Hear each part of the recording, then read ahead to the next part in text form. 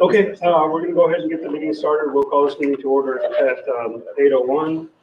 And we have a quorum, everyone's here. Ms. Burgess should be here shortly. She goes by her office before she goes out of here. Good morning. With that, if Mr. Martinez would lead us in the pledge of allegiance. I pledge allegiance to the flag of the United States of America and to the republic for which it stands, one nation, under God, indivisible, with liberty and justice for all. Now the Texas flag. Under the Texas flag, I pledge allegiance to thee, Texas, one state, under God, one and indivisible. You'll remain standing. I'm going to lead you today in the invocation. Heavenly Father, we come to you today with a heart full of gratitude. Gratitude for everything that you bless us with each and every single day, for the opportunity to hear, for us to serve the community, for hopefully today accomplish some good things that'll move this district forward. We pray that you are with us in every moment, in our hearts and our thoughts and in our lips, so that everything we think and say comes from you, and that you continue to guide this board into the future and continue to bless this district and the staff and all the individuals that work here to support the community. We pray always for our men and women in uniform and our first responders. We give you thanks again in the name of our Lord Jesus Christ. Amen. Amen.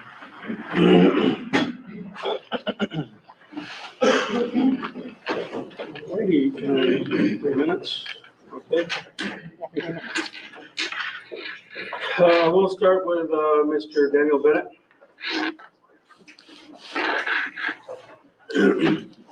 Mr. Bennett, before the timer starts, we got a microphone. I'm going to tell you that I felt your tone was a little unprofessional last time, and I felt like. Mr. Bennett, if you'll please stand by so we can get the camera for public comment, sir. And the content of what you say, I'm okay with. You have the right to say it, but please be a little bit more respectful of the people up here. You don't need to scream at us. We're right here. Your comments are for us when you stand up there, and so you can please keep that in mind. Otherwise, I will cut you off. And thank you for putting the mic up here today. That remedies the whole thing. Thank you. Okay, Daniel Bennett, more respectful today because now I can be heard with their microphone. I want to talk about loyalty. The definition from the Oxford Dictionary, the quality of being constant in your support of somebody or something. Loyalty. Loyalty is not a measure of someone's ability to get promoted. Loyalty should never be a catchphrase in order to propel somebody further in the job. The only loyalty here in this district should be that of the property tax code and the tax payer who is the property owner. That's where the loyalty lies. Loyalty doesn't lie between departments. It doesn't lie between individuals. And to use it as a measure to maintain employment, this agency is talk about not professional. It's a good catchphrase. So let's move forward. I think just looking at what's happened over time, and there is an official document someplace, hopefully will be released. It's a time marker in 2016 to the DA's office. I've asked for the document, I was denied in 2018. They're depositions. Hopefully, there'll be somebody that can reach into the DA's office and pull those. People run around here like capons. This is an agency that has, in my estimation, inexcusable behavior. And this room is littered with them, and this county is littered with them. And I'm hoping the next chief appraiser will recognize this and actually clean up this agency. So we do put the taxpayer first, we do put the property owner first, and we are uniform and equal in treatments. Loyalty should be to them, not to those inside this room. That's what got us down this horrible road. And those people, like I say, are in this room. Thank you. Thank you, Mr. Bennett. Mr. Crouch?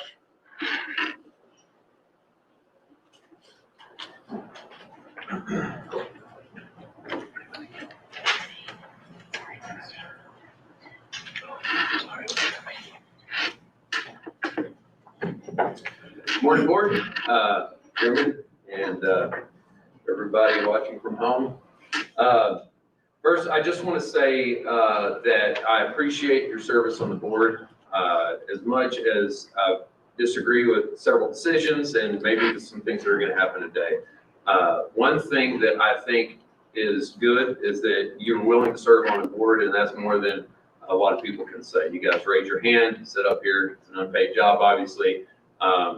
You've gone through quite a bit, and I just want to appreciate your willingness to serve. Also, let's see, last board meeting, there was an email that I sent out to all of my clients, and in the email, I was just giving them information that I had received from several sources. Now I was counting, I'm up to about 5 sources on where I'm getting my information. And I think a lot of people, when they saw my email, they wondered what was going on. They wondered, was Chandler trying to get a little extra marketing push, or maybe there's some kind of vendetta I'm trying to serve. And then the very next day, Mr. Tepper released the report after the marathon board meeting, which I want to thank you guys for being willing to stick it out the entire day to accomplish things that you feel like you needed to get done. And at the end of that, one of those things was releasing that letter. In the letter, it virtually said everything I was saying was true. And it feels really good to see such a big step in the right direction of truth and transparency. So I just want to acknowledge that. I don't believe that the entire truth is being told. I think there's an issue of a cover-up, that there's an undeniable level of cover-up that's happened because somebody was fired for lying to try and cover up this very thing. So we have, and I think that there's a report that's going to hopefully be issued today by the investigative group, and maybe that'll shed some light on some facts that maybe don't appear true to me, that, you know, maybe there's some more information I don't have. One thing is true, is that we on this side of the road have no choice but to trust you guys. Y'all have the information. Y'all have access to everything. You don't have to have sources. You just go straight to you. You're under the roof. You got access to everything. And it's just so important for the trust that we have with you guys for everything you do to be transparent and to act in the best interest of the taxpayer. And so I hope and pray that you guys make great decisions today and continue in the same vein. And all we really have to do is to voice our opinions and trust you guys. So appreciate your time. Thank you, Mr. Crouch. Sandra Zook, What is the last name? Z-O-C-H. So, good morning. I appreciate being able to speak. I recently learned about the security breach of our records, and my concern is I am protected by a protective order for life because of an abuse. I am an abuse victim. So my records have been protected here. You've had a responsibility to protect me. Now I am exposed. I have been found. I want answers as to why this happened and how you're going to protect me going forward. I have lived here 36 years under protection. I want answers. That's all I have to say. Thank you, Ms. Zook. Any others? Okay. So, all right, move on to action items, 6A. Okay, you want to take that one?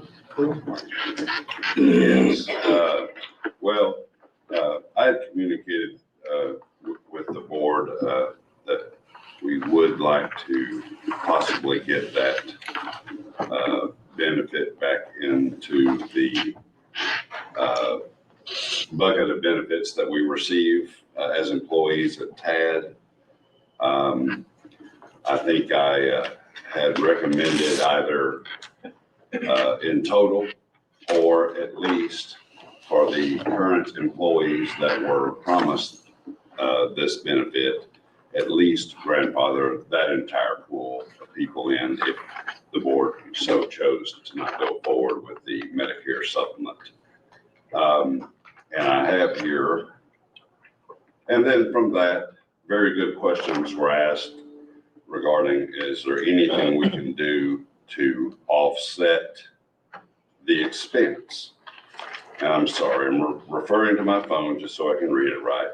We do have under our general operations in 2024, consulting services for public relations in the amount of $150,000. So I'm here to pledge to the board that we will cut that at least in half, and that will more than pay for the approximately $42,000 impact that we were talking about a couple of months ago on this particular benefit.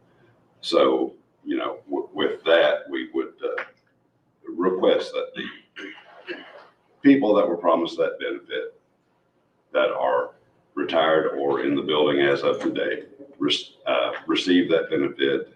And if the board so chose for it not to be a benefit going forward, it will not be promised going forward, and there will be no issue with any future employees. All right, thank you. Questions? So we're gonna go to discussion, right? I just want to be sure I know the, Well, I guess let's just, do we have a motion? Does somebody want to make a motion? Because if there's not, we've already just, decided this, voted on this. Somebody wants to make a different motion, then we can get into discussion. Otherwise, okay? it's not a time to discuss. Mr. Johnson? I think, Mr. Parenti, were you gonna make the motion? Yeah, let me comment the motion. As we said, we've already discussed it. We came to a conclusion.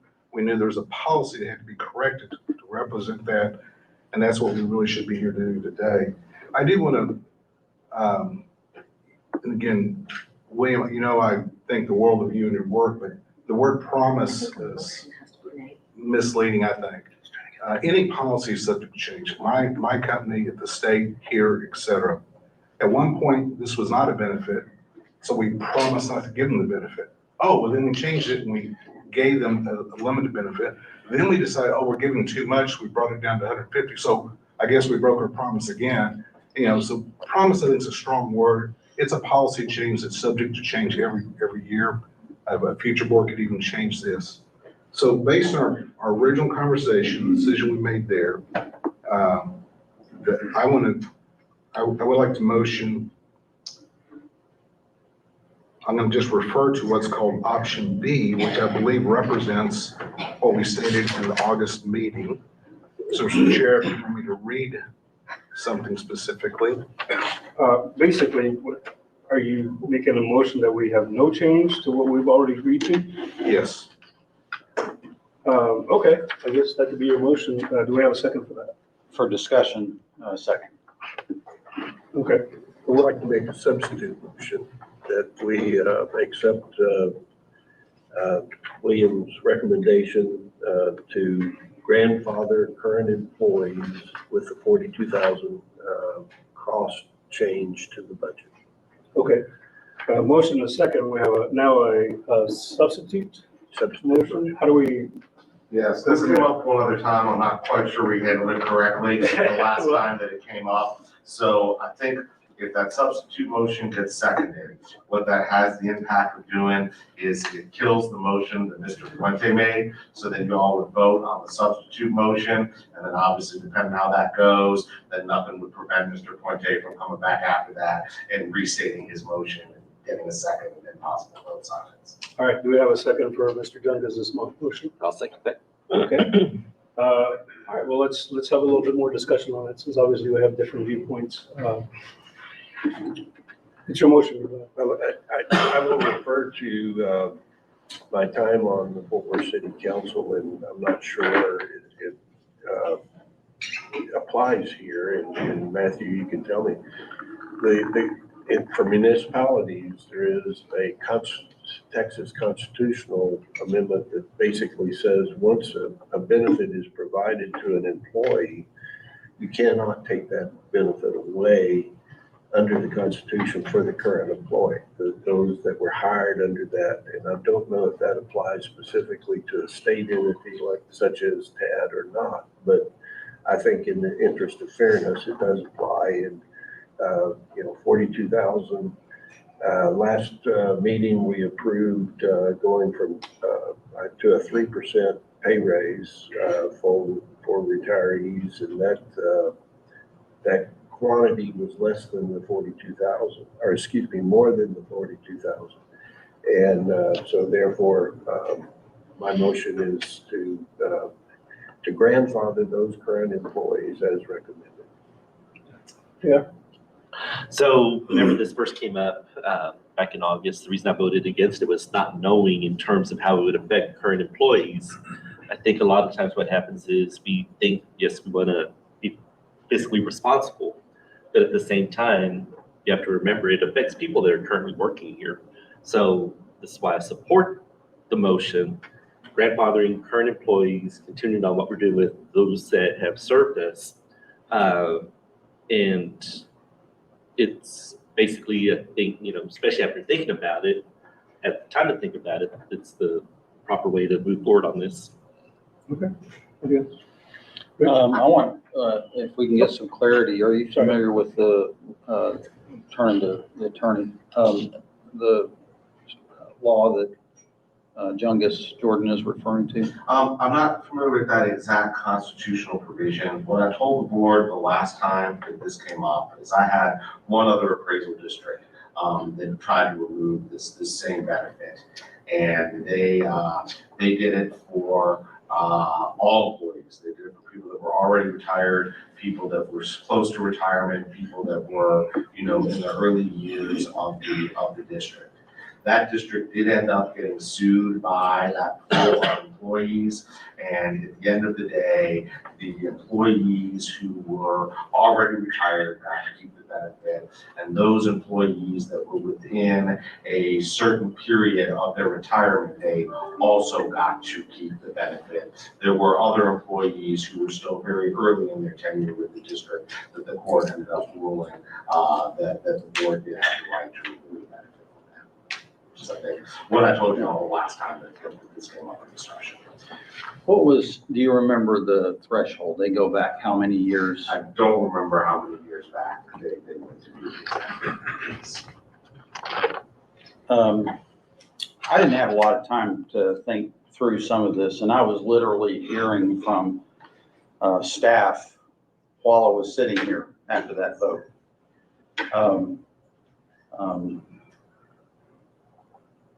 And I think I'm trying to find where the balance is, because all future employees or all existing employees, we've had recent retirements of people here 40 years. That's as long as appraisal districts almost go back. Are we going to encumber boards for 40 more years with managing this? And so I don't think, when times get tough, and I've seen in business tough times, benefits change drastically in most of the world. So I'm not in favor of just rolling it back for everybody for all time that's working here today, as much as setting a reasonable time, and I'm going to say 10 years. I think I would probably offer that as a measure. If somebody who's close to retirement is kind of having the rug pulled out from under them, I don't want to do that. But somebody who's further away needs to understand that benefits do change. They change in my business and in my life. Business can be hard sometimes. And I'd hate to think that anytime we vote yes on any benefit, that we're doing it for all time, for everybody, forevermore. That's not going to be the case. Something's going to catch up with a decision like that. So I'd suggest an amendment to anybody to go back to, and I don't know if anybody will second this, but this is where I am. If we go back, anybody who's within 10 years of retirement, keeps the benefit, and any buddy before that is subject to whatever the policies are in the future. Ms. Burgess? Well, this makes me think about our servants, our police officers, our firefighters, and when we say a promise made, when they come on to serve, these are also public servants that we're talking about that have made a commitment to serve the public. They do not have a firearm strapped to their side, and they are not running into burning buildings. However, they do provide a valuable public service that actually supports those individuals that has a firearm strapped to their side and runs into burning buildings. So it just, that was the thought process that went into my mind, and a promise made at the beginning of service for those individuals, and I kind of fall into the, I understand exactly what Rich is saying. However, I think I'm lying more toward this side of the table of we don't make a promise to an individual, and we don't tell someone that this is a part of your benefit package, and that we want you to come and stay and retire and spend your lifetime working with us and dedicating your profession here with us, and then say, just joking. So those are my comments. Mr. guess- Chairman, there was, I made that as a motion. Was there just not a second, or? Does anybody want to second his amendment to your motion?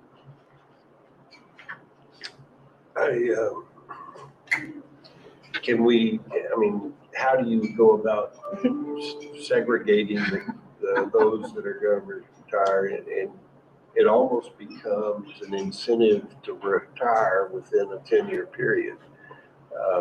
So I don't accept the amendment.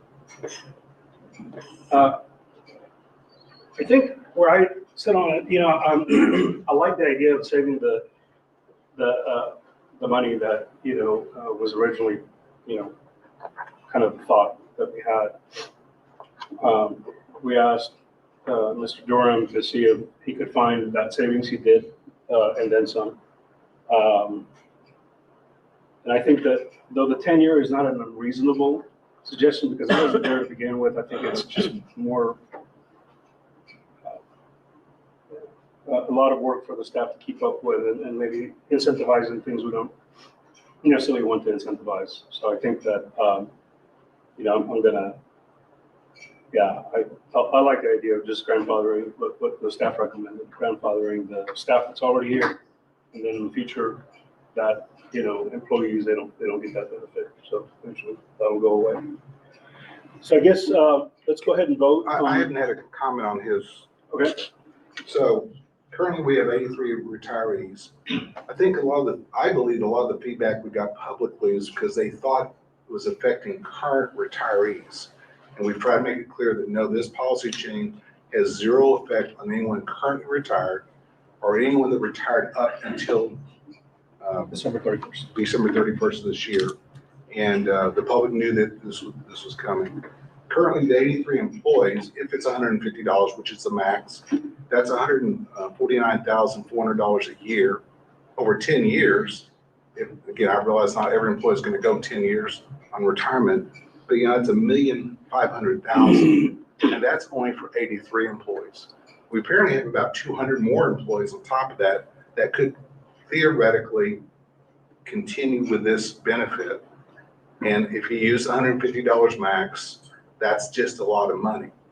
That's not a common benefit in the private world for sure. And I think we've got to start aligning our overhead, our benefits as the private world does, because that's who our taxpayers are. They are private people, that they have to deal with their own insurance, et cetera. The state's only requirement is that we provide provide access to this insurance, which we did originally. That's what we promised. Then we changed the promise, because I'm gonna use that term, and Wendy used that term as well, to now, no, we're gonna pay for it. Then we changed that promise again, saying, no, we're gonna limit it to 150, so we came down on it. Then we changed the promise again because some of the retirees moved out of state, was not qualified for Medicare. So we decided just to give them the money, whether they used it for that or not, and we gave them cash. Then we changed it again, because then we said, oh, we're just gonna give everyone cash if that's what they want. So they're getting checks for this, and they can either get the insurance or not get the insurance. There's no accountability of that. So again, I'm sorry, I just want a problem. I think this is good stewardship of the taxpayers' dollars. We can always seem to find this organization operates very efficiently, and there's always extra budget money because we didn't hire somebody, something like that. So it seems like we can always find money for anything we want. And we've got an unfunded mandate with the election coming up. We got a change in personnel that we're going to cover. We've got expenses for the security investigation that we're doing and the changes that need to be made. We've got consultants that we paid for that we weren't expecting. We got, although he's probably the most reasonable guy in the room, additional lawyer bills. All has got to be found someplace because it wasn't budgeted. And I'm not saying this breaks the bank, but I think there's a position here, and our position is to represent the everyday taxpayer, and that we are here to run this as efficiently and as friendly as possible. But there's no lack of retirement benefits here. This is not like we're taking away the retirement. We're limiting the current people, has no effect. And yes, if you haven't retired yet, this benefit's not gonna be available to you, just like our insurance benefit may change, or our COLA may change, or we may not even issue COLA 1 year. I mean, all these are policies that come to the board for a reason. Another board can change it. But I really would ask yourselves to think what the message we're sending to the public. And I think this is an extremely extreme benefit, that their other retirement benefits are more than adequate, more than generous.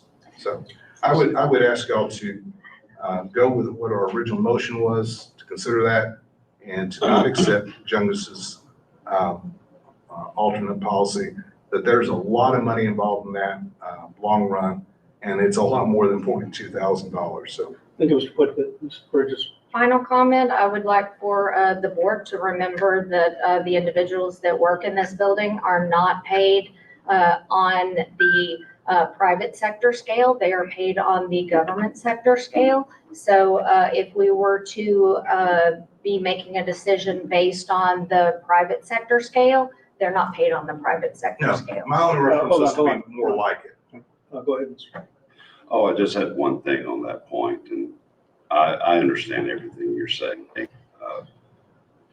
As a taxpayer myself, I appreciate your efforts, but I do want to point out one thing. I feel like I have to do this on behalf of the employees. This benefit will not affect me with my plans. So this is not, I have no dog in the fight. But for instance, we have a lady that's a virtual paralegal. Paralegals get paid between $70,000 and $95,000 in the private sector.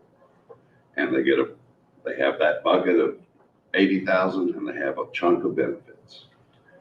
We have a similar person that has a bigger chunk of benefits that makes 53,000.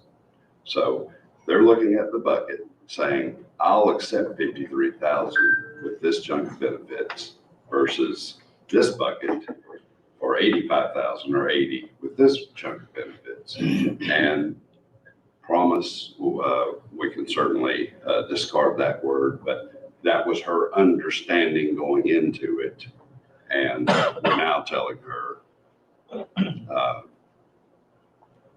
that your bucket has changed retroactively, and it is within, no one's arguing it's not within the bounds of the duties and rights of the board at all. I just wanted to illustrate that one salary example of kind of what goes on, and it's I guess piggybacks somewhat on what Ms. Burgess just said. Absolutely. Okay, well, we know where we all stand, so let's go ahead and vote on Mr. Jungus's motion. If you'll restate it, please. Mr. Jordan. I move that we approve 42,000 in the budget to cover the medical benefit of $150 for retirees for current employees.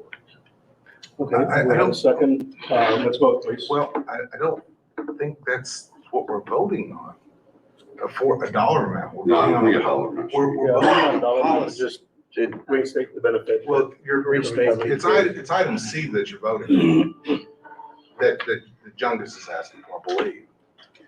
He'll let you know. I'm gonna ask for a clear reading of what the motion is, because I'm a little Okay, confused. so I we just, will restate the motion that I move that we reinstate the provision which has been in effect to pay the Medicare expense for retirees of current employees that has been promised and that was taken by this group in light of the fact that it was a benefit promised at the time of hiring. It equates to 42,000 in this year's budget, and that we grandfather the $150 for current employees. sound good? I- Okay, Did you and we get got that, the Jim? second. Yes, sir. I've got it all, and I've got, Let's just vote. well, no, I'm sorry. I'm sorry, Tony. I think, Call the motion. Call. Yeah, There's just time to vote. All right, all those in favor? I'm sorry, the process does need to be followed. If he has an interrupting motion, he can make that, and somebody else can call the question. There's a process to do this rather than just. I'm not a legal person, so, I think I'll let him at least make his motion. do you have another motion, Mr. Puente? You already had one. well, mine's gone. Yeah, so, So I'm addressing Jungus, and all I'm doing is trying to get clarity that, again, if you read item C, that is, I'm not agreeing with item C, but that's what his recommendation is. I believe that's what you're after. But what you stated would mean that it applies to every future employee as well, because you didn't eliminate the future employees. I believe, unless I'm wrong, you're saying all current employees get that benefit, but anyone hired January 1st or forward does not get that. And that's what item C, I believe, I states. said current employees. And so, Item C. and I would ask you to strike the word promise, because I think that's what I would ask you to do. Ms. Waddell, would you read how you have it? The motion is that we would reinstate the provision in effect to pay Medicare for the retirees that was promised in light of the benefit provided at the time of hiring to the amount of $42K for this budget year, or 150, a cap of 150 per month for current employees. That would be grandfathered. Take out the word promise and Yes, sir. insert the word that was in effect at the time of hiring. Done. Mr. Chairman, I'm gonna vote for this. I do feel like there should be some middle ground, but on balance, I've got a choice between one thing and another thing, neither of which am I satisfied with, but I'm gonna vote for this, because of that. So we can vote now. All those in favor, please say So aye. the motion stands as he stated. As she read it, did you hear her read it? I heard her read it. Okay. All those in favor, please say aye. Aye. Any opposed? Aye. Abstentions? Okay, the motion carries. Thank you. All right. Let's go back to You're on 6B. 6B, deliberation and action on options committing unspent funds from 2023 budget. I think you're up to that again. Mr. Lee. I am, I think. I might have to ask Mr. Patrick to assist me. Sure. I believe, and again, I'm asking for your assistance, Brad. I'm not very good at 5 board meetings in 21 days. Neither am I. You've done a great job. Us either. You're excellent. You're the best chief president that I know. But as usual, there are unspent funds. I'll just speak in plain language, not legal fees. there are unspent funds. The staff recommendation is that we put those unspent funds into the CAMA dedicated fund. Why the CAMA dedicated fund? Well, we will need CAMA money, but more importantly, it's an unlimited dedicated fund. We can park this money there, and then a future board will likely have to say, hey, we have money for an election we can take out of the dedicated CAMA fund, because that is a change a board is authorized to do. And it kind of allows us to park some money for that unfunded mandate of the election. Anything to add, Brad? Just that was a recommendation from our auditors to do it that way, not to create a specific fund just for the election, because this is a one-time thing. Future elections we'll be able to put into our actual budget. So we're just following recommendation from our auditors on that. Okay, perfect.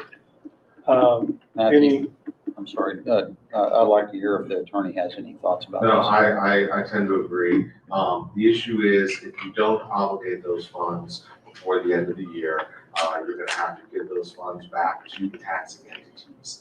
If you wanted to, at this point, go and add a line item for elections, that would require a budget amendment process, which we've not gone through and don't have the time to go through until, sometime into next year. And so I think that's why the auditor suggested that it go into the CAMA fund. And if next year, when we really know what the cost of the election is gonna be, if that board at that point in time wants to do an amendment to the budget to reallocate those funds to the election, that would be within their purview to do that.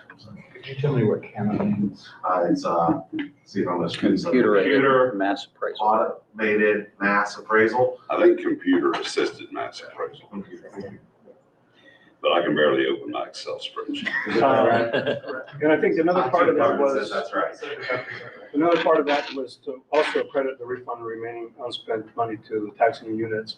Do we have actual numbers for this? What are, Right now, our estimate is 710,000. It's stated that we're gonna have leftover, we still have some more expenditures throughout the end of the year, attorney's fees. Yeah. But Depends on whether we need we'll have a clearer number once our audit is completed, and that usually is in the spring. okay. Okay, I would like to make a motion, please. and I'll make a motion, then I'll make the motion that we follow staff recommendation to put that excess money in the CAMA fund. Second? Second. Second. Any other, you said you wanted to have a comment? Yeah, first of all, Matthew Tepper, our attorney, is not expensive. He is very reasonable and he does phenomenally good work. He takes the joke like it's intended, I think, but he needs to be acknowledged for that, I think. Second of all, things since we passed a budget have changed. We are now responsible for running an election, a general election countywide, which is expensive to do in May. We have to do this. So I think that money needs to stay there for now, and we'll figure out, it's a significant chunk of money. So I think we need to put that money where we can get to it in this fund that the auditor was suggesting and has come to us from staff, to be able to get us through several transitions that we're going to have just in the next few months. Okay, thank you. Any other comments or thoughts on that? I think it's a recommendation from the auditor, so I think it's an appropriate place to do it. Commend the staff for continuing to, run a very efficient district, and the fact that we have surpluses rather than deficits needs to be commended, because that's not always the case for other districts or for other public entities. So thank you, staff, for your efforts, for your hard work, and for always keeping in mind that we are using public taxpayers' money and always being so responsible and good stewards of it. So thank you. With that, let's vote on the motion. All those in favor, please say aye. Aye. Aye. Any against? Any abstentions? Okay, that motion carries. You get plenty of airtime today. Information items, report by Chief Appraiser. Yeah, just very briefly. Tad again did receive Fort Worth Thinks Best Companies to Work For in Fort Worth Mid-Sized Company Category Award. There are, we always focus on the negative, and that's understandable.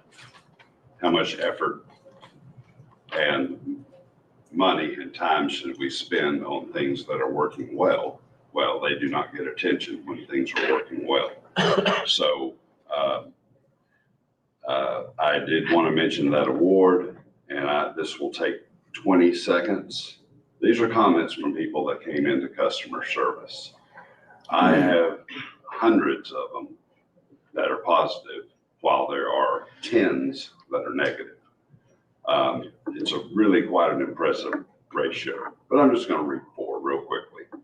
Cheerful greeting and service right before closing. So nice. Thanks! Exclamation point. Wow! Exclamation point. Carmen really knows her stuff. She was thoroughly helpful, kind, compassionate. She expedited what we thought would be much more complex. Best pre-holiday gift. She was very helpful and courteous. Double exclamation point. Very nice and helpful and understanding. Very helpful, nice, patient, and friendly. She was excellent, very friendly, and helpful. Those are some of the feedbacks that we get on the spot after they've been helped in the front customer service room. So I obviously believe that the 90% of the building that is working well needs a little love, and I read those in support of that. Well, let me add to that, because I think this whole board recognizes the phenomenal work that goes on by a lot of people here. Organization is run very well. The problems that we've had the last 2.5 years don't have anything to do with those people. This has been a problem in executive leadership and some very bad decisions that have been made, especially with regard to IT. And that affects almost none of that. And I'm very, very proud of our staff for doing work that gets that kind of recognition and support. And I'm sorry that everything that's happened seems to reflect badly on them, because it shouldn't. So I congratulate the staff. I've heard it from all quarters, from tax agents, from citizens. When they come down here, they get treated well for the most part, and there's no complaints there. And so I congratulate them for that. And just to reinforce what Chief Durham has just said. Well, thank you for that. It's great to hear it from others. Yes, ma'am. Well, may I congratulate the entire staff, because Best Places to Work Award is actually voted on by the staff. If any of you have read that, it's actually voted on by the staff as this is their favorite place to work, and it's submitted to a third party. So this it's such a commendable thing for all of us on the board to remember, that the people that work in this building sent something to a third party and said, this is my favorite place to work. And so commendable to interim chief appraiser and directors and managers. You are running a top-notch facility, a top-notch organization. Thank you so much for creating a culture where individuals want to work here for government salaries and for being beat upon, sometimes. However, I know that those blue comment cards, which I too have in my office, those type of comments are very frequently the ones that you receive, because I hear about the type of service that you guys give at my office also. And so thank you so much for creating that type of culture in this building. And that type of information does come outside of those walls, because I hear it too. So congratulations on being one of the best places to work in Tarrant County.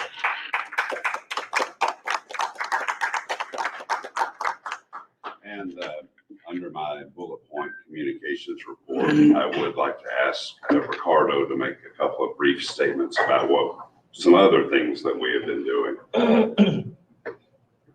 And I understand the brief part for it, so thanks for having me up here. A couple of highlights this year with everything that was going on, the negatives, and a lot more positives for us to look forward to. We did a 6-week tour with the city of Fort Worth, and we hit up every neighborhood. Again, regardless of income or what people might believe, that we're only aiming to help the rich people or certain people that, can control everything. We went down to every neighborhood with the city of Fort Worth. We neighborhood services department, Ms. Shauna was with us, and so we were able to show them the process of the protest. As soon as that value notice comes out, if you agree with it, great, we did a good job. If you have a different opinion on it, and I don't want to share the whole process with you guys, but we were able to give them all that, who we are, what we do. Then we went to about a 4-week tour with the city of Arlington, hit up every neighborhood department there, along with neighborhood associations, and we showed them who we are, what we do. Then we also went to Councilwoman Jeanette Martinez's. She invited us out and went to East Fort Worth. We're able to help them, gave 2 speeches there within 4 hours. So we're able to get with the neighborhood and understand. Congressman showed up and he was able to talk to us and we let him know he had heard of all of our positive news and everything. He said, keep up the great work. So that was a good little pat on the back. So that was really a great time. Our ratings continue to be 3-star out of 5-star. Believe it or not, out of government public work, that is great. Most governments are at 1-star, 1.8. That's where we started about 5-6 years ago when I came on board. So we've gone up to a 3-star. If you look at our last 2 ratings on Google, that kind of sums up what Mr. William had done and spoke about. So we're doing really good. Of course, we want to aim for 4-star, then we want to get 5-star. So that's going to be our goal next year.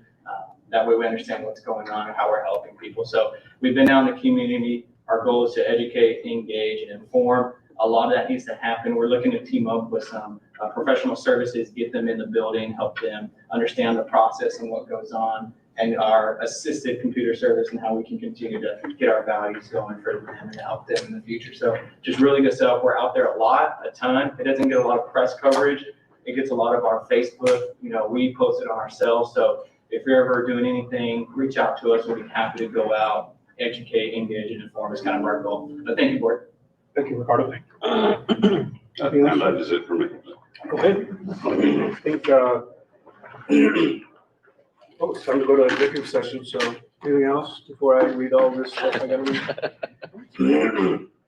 All right, so we're going to recess to executive session pursuant to the following parts of the Texas Open Meetings Act, Government Code Chapter 551 for the following purposes, Section 551.074, deliberation on the appointment, employment, evaluation, reassignment duties, discipline, or dismissal of a public officer or employee related to the search for a permanent chief or tracer. Section 551.076, deliberation regarding security devices, security software, or security audits. Section 551.071, deliberation on a matter in which the Board of Directors seeks the advice of its attorney about contemplated litigation or on a matter in which the duty of the attorney to the governmental body under the Texas Disciplinary Rules of Professional Conduct of the State Bar of Texas clearly conflicts with the Open Meetings Act. Related to statements made by Tarrant Appraisal District's former Director of Information Services regarding the Tarrant Appraisal District's information systems. So with that, we'll adjourn to executive session.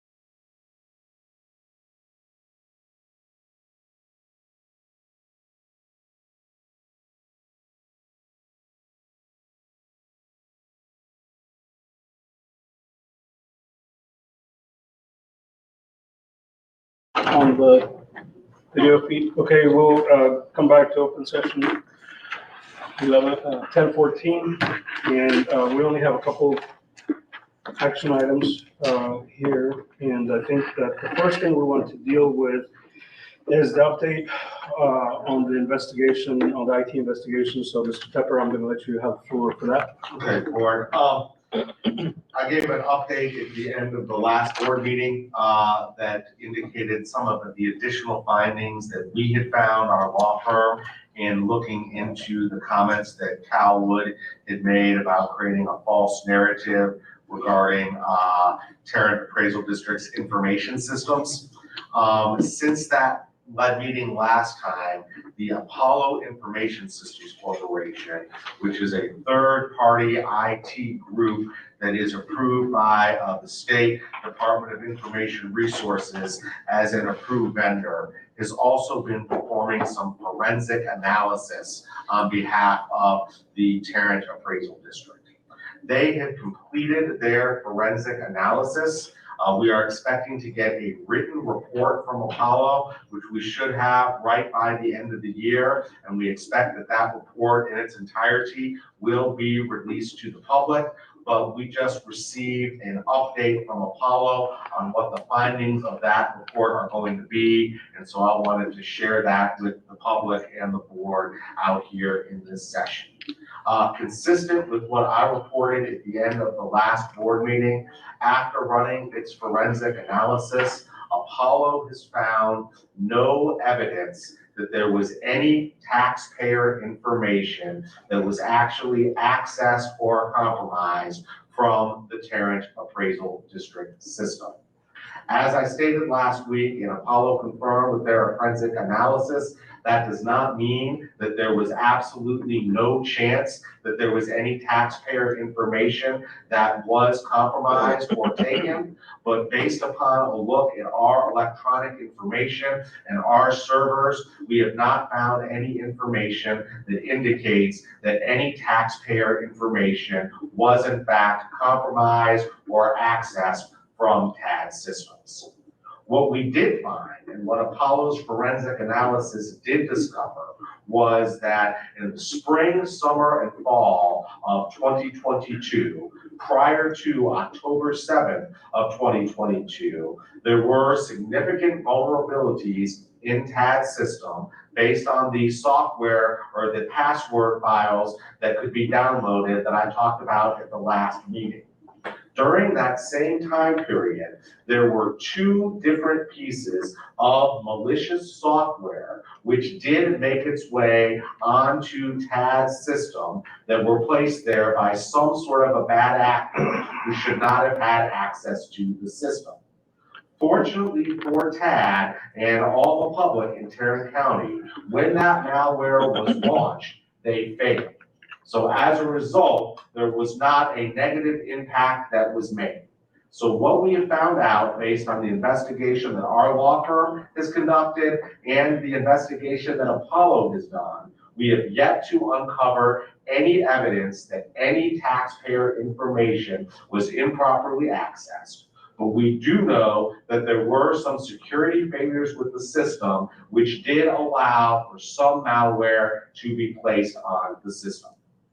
All that information still does not conclusively close the fact that there may have been some taxpayer information that was taken. And so there are some additional avenues which we may explore. And the main avenue that we are going to probably continue to explore moving into next year is to try to do a scrub of the dark web and see whether any of TAD's or TAD taxpayer confidential information is out there.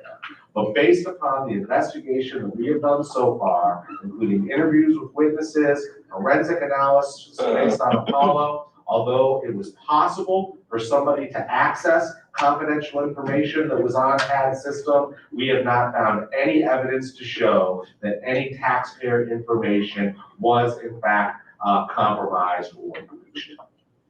Would you just comment real quick on that, the driver's license that has been floated around. How did that get out?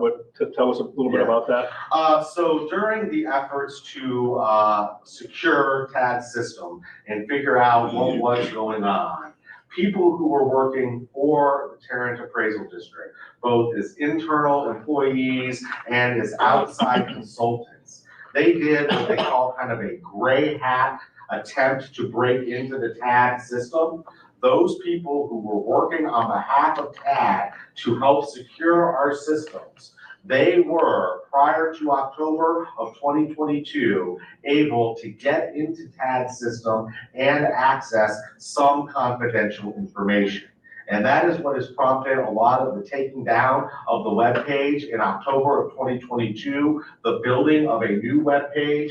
It was part of the reason why last summer during the protest season, the computer system did not work as well as Tarrant taxpayers had become used to, was because it was a brand new system that had been brought up to fix some of the vulnerabilities that were in the other system. And so some of the rumors and the claims that taxpayer private information was accessed, that is true to the extent that it was accessed by people who were working on behalf of TAD to secure the system. But again, we have found no evidence yet that indicates that any third party or bad actor has been able to access any of that information. There are still a couple more places to look. The internet scrub of the dark web, or the forensic analysis that was completed, did not find any evidence of taxpayer information actually being improperly accessed. There is no action to be taken on this item at this point. The final written report will be provided to us through our attorney. And at that point, more than likely, it'll be released to the public as soon as it comes out. If it comes out this month.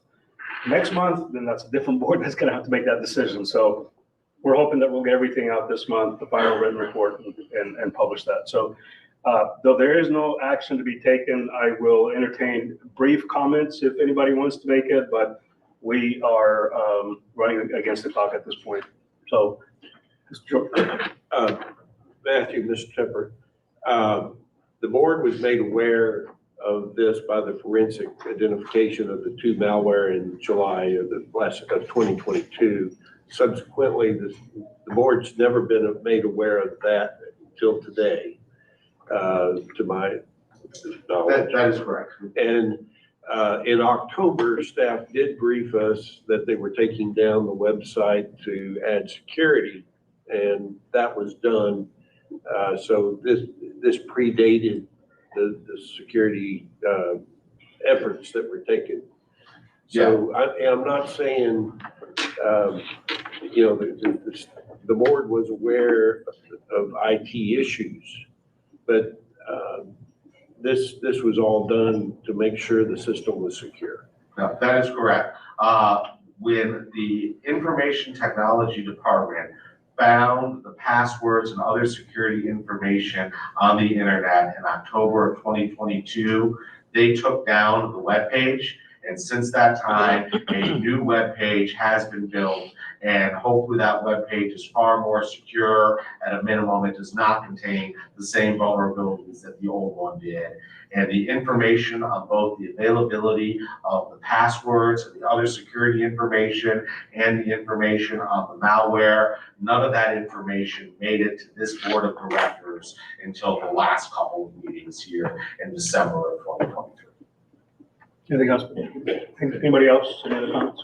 Yeah, this has been an interesting process in the last 3 months.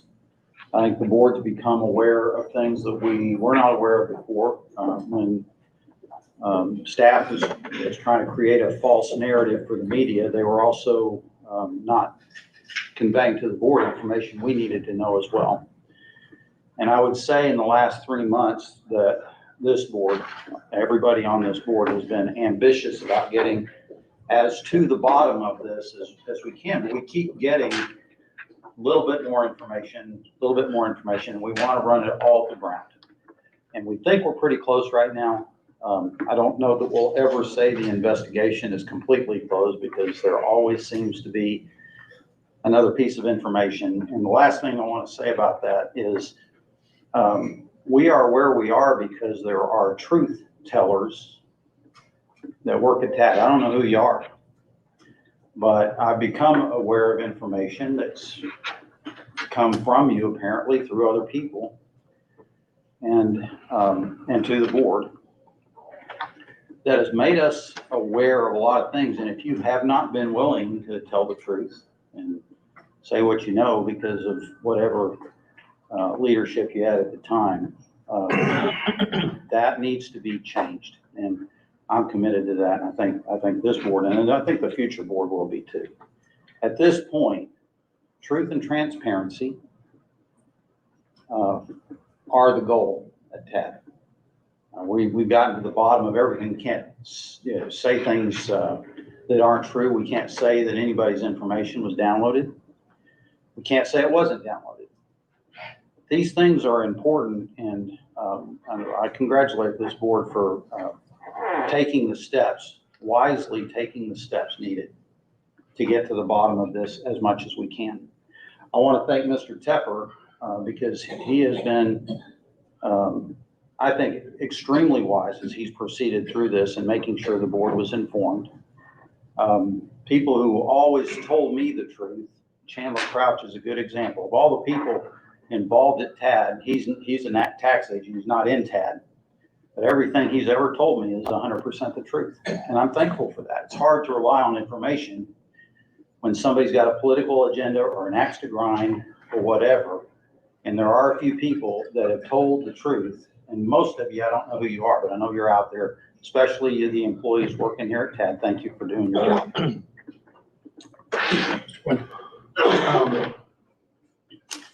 My last meeting to say I'm the newest guy on the board or newest person on the board. And I was brought into this board about May of this year. We've had a lot of meetings since then. I came in with discretion and concern of the executive staff and of the board. But I want to say this, my concern with the executive staff, we see the results of that. My concern of this board, there's been no cover-up by this board. Absolutely. Absolutely no cover-up whatsoever. It's been put out there on posted that there has been. There's been no cover-up. And if anyone's an outsider looking in, that is me. All of y'all, Jungus, JR, Tony, and of course, Wendy, you're staying with us, but you three are moving off. And I appreciate your thoroughness, your honesty, your hard questions, open-mindedness to an outsider like myself that wasn't here when it happened, which kind of gave me an advantage to be able to ask the hard questions. But please let it be clear that there's been no cover-up by this board, no cover-up by this current executive staff. They have been exceptional and transparent in working with us. And again, Matthew, thank you for your role in all this. It's been amazing. That doesn't mean it's over. There is no end to security of our IT system or any security related to our organization. It will be ongoing to the day the good Lord comes back. But as far as, I want to make that point, there's been no cover up, great people to work with. I'm honored, hopefully, to be staying on another year under the new election. Thank you. Anything else? You asked for brevity, so thank you, Interim Chief Appraiser, for your leadership throughout this. I think I'll only say that what sometimes comes through as, not being transparent or even making it look like a cover-up, we have a responsibility as elected officials to deal with facts, not with rumors or assumptions or anything like that. And when we speak, we have to really depend on those facts.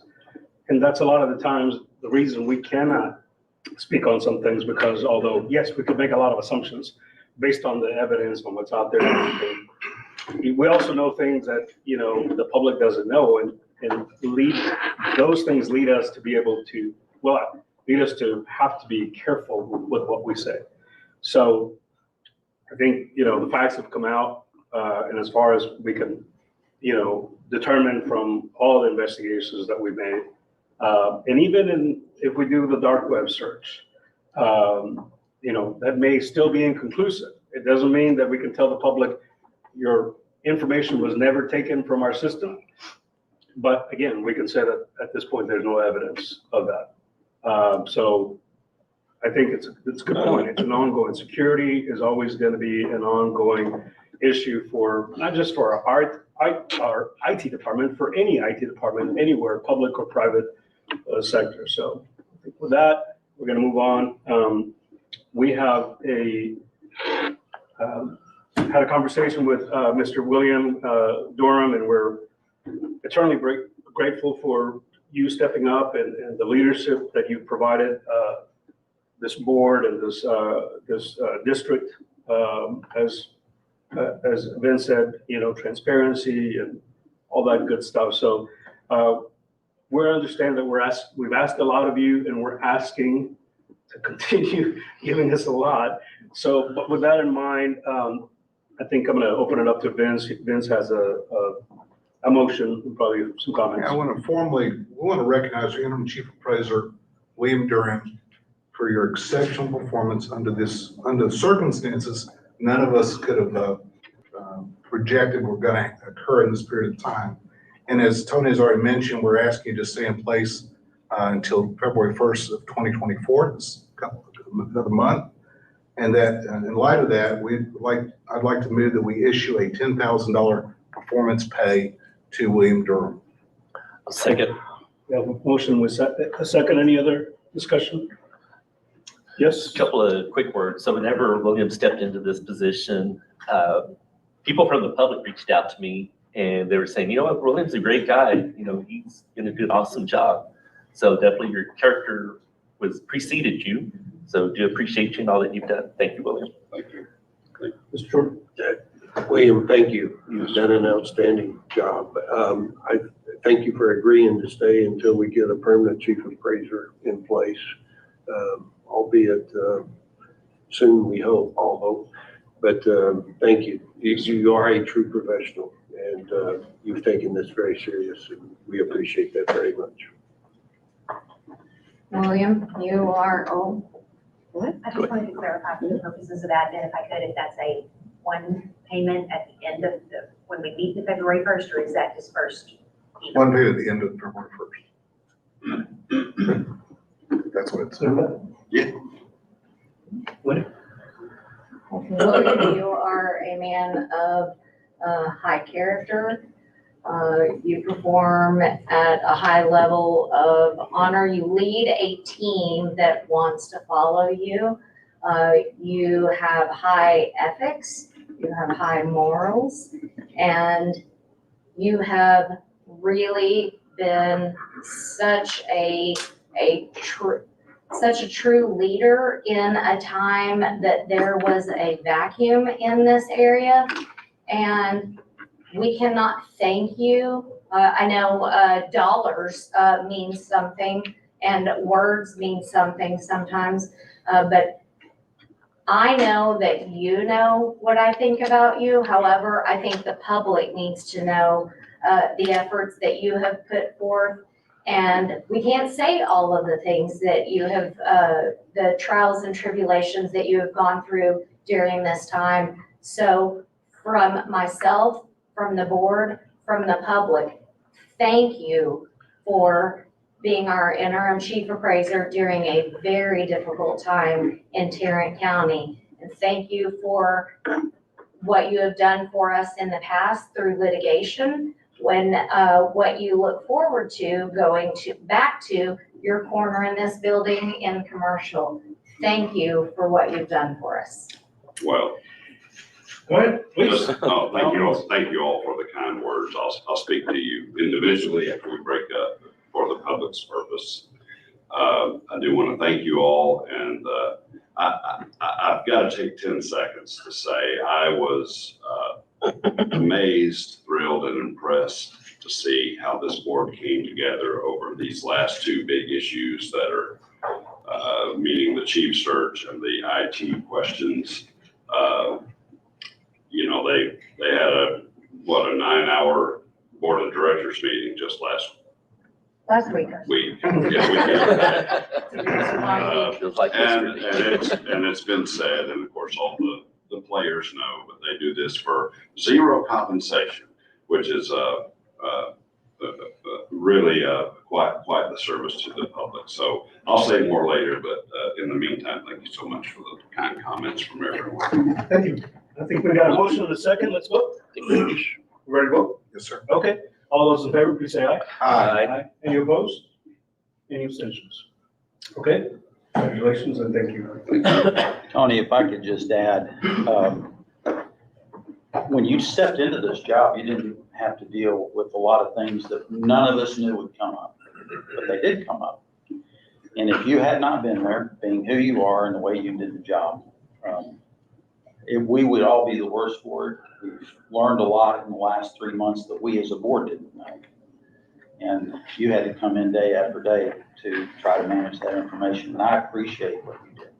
Thank you very much for stepping up and taking it on as your duty to do that. Thank you all. We're going to move on to the next item, and the search for a permanent chief appraiser. Mr. Pepper, please. So I want to just talk a little bit about the process that the board went through to go ahead and try to get a new chief appraiser hired. They hired a search firm, Mackenzie Eason. Mr. Darren George headed it up to kind of go through, find eligible candidates, people who would be qualified, willing, and interested to serve as the chief appraiser with TAD. After going through that process and coming up with some different candidates that look like they might be qualified and willing to take the job, after a series of interviews at the last board meeting, the board gave me and Mackenzie Eason directive to reach out to the finalist candidates, the candidates that had interviewed, and to come up with a proposed contract and to negotiate. Based upon the comments that we got from the board in executive session during those processes and the conversations that we have had after that, we have brought a lone candidate and a proposed contract to the board, which is now in front of this board to go ahead and consider. And I believe we have a motion ready. I have a motion.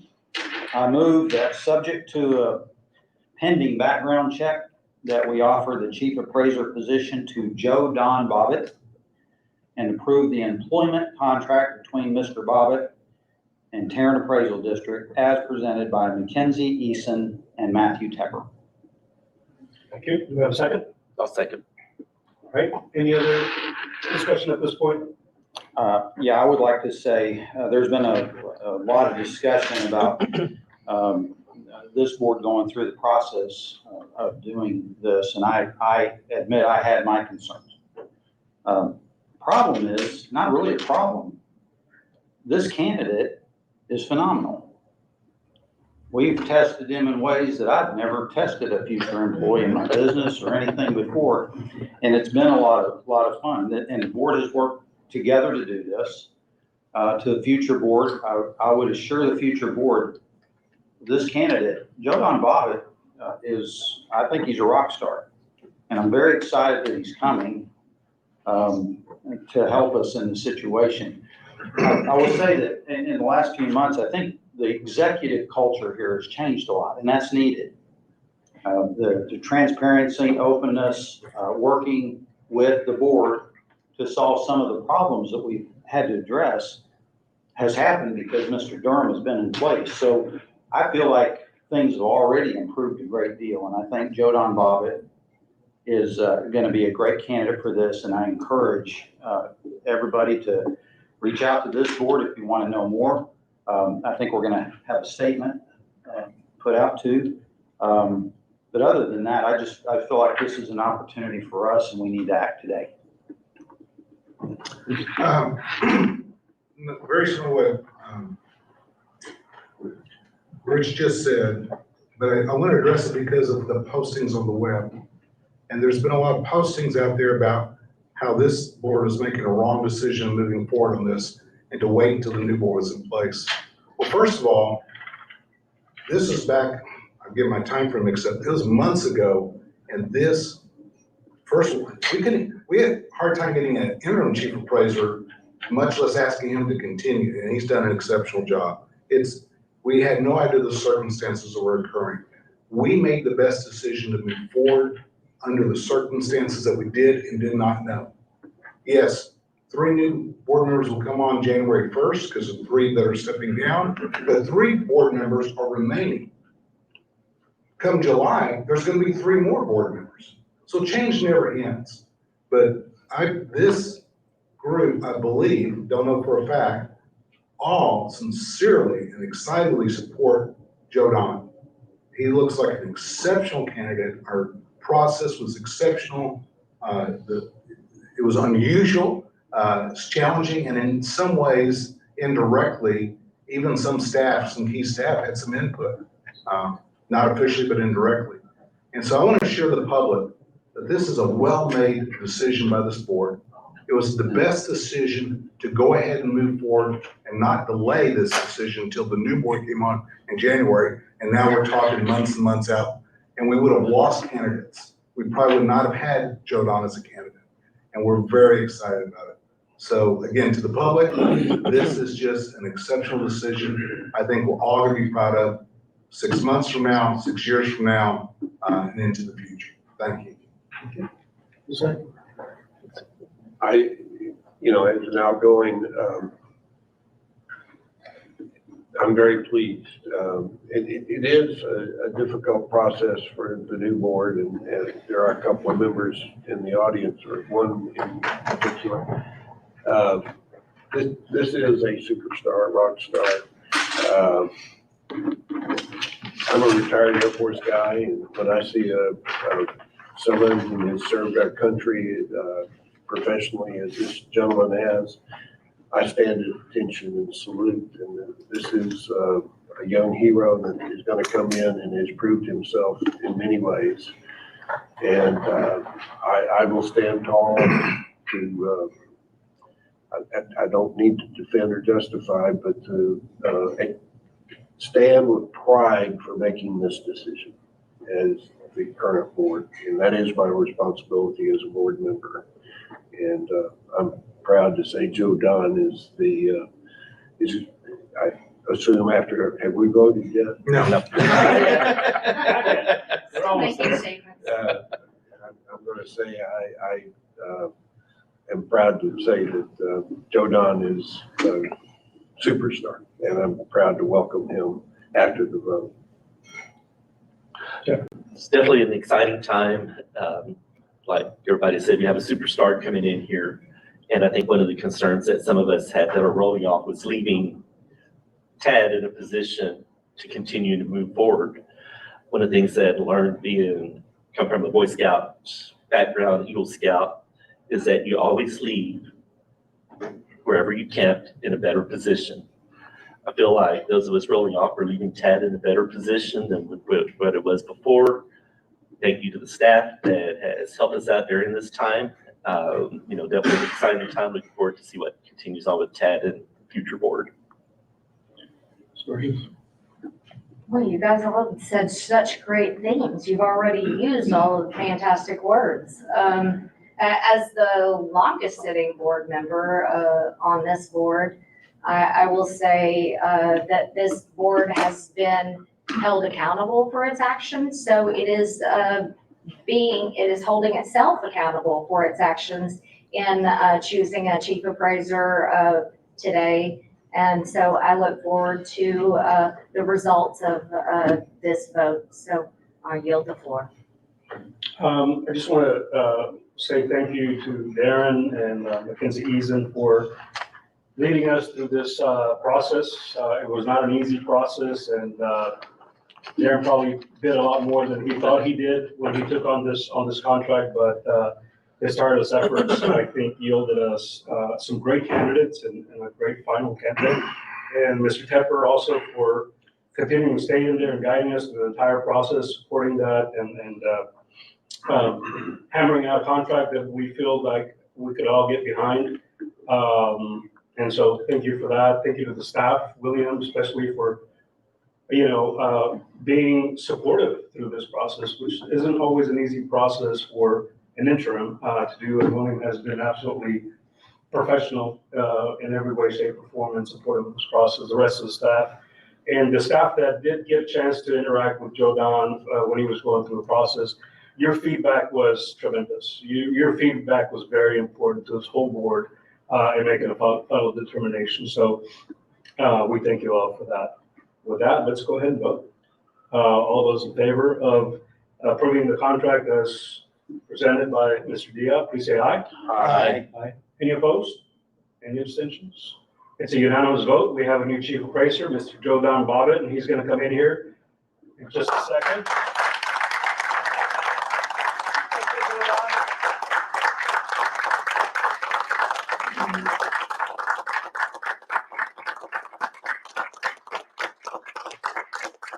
Well, let me be the first one to officially welcome as our new chief appraiser, so please, do you have a few words?